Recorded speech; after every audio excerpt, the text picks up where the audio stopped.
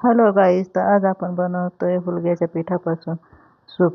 त्यासाठी मी कढईत सूप भाजून घेतलं आहे आणि आता आपण एक कढईत तूप टाकून त्याच्यामध्ये लसूण, जिरे आणि कढीपत्ता हे आपण चांगले परतून घेणार आहोत.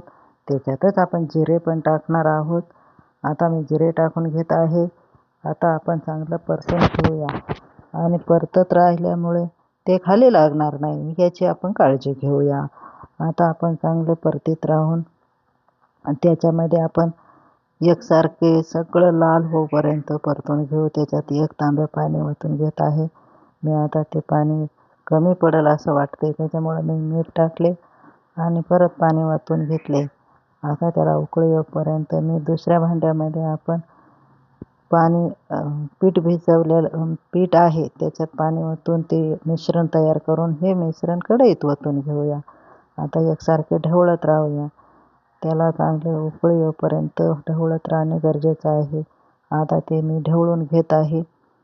आता आपले सूप उकळी येईपर्यंत ढवळतच राहणार आहोत. आता ते उकळी आली की थोडं थांबूया. आता उकळी येईलच. थोडं पाणी कमी पडलं परत टाकले. आता उकळी आली आहे.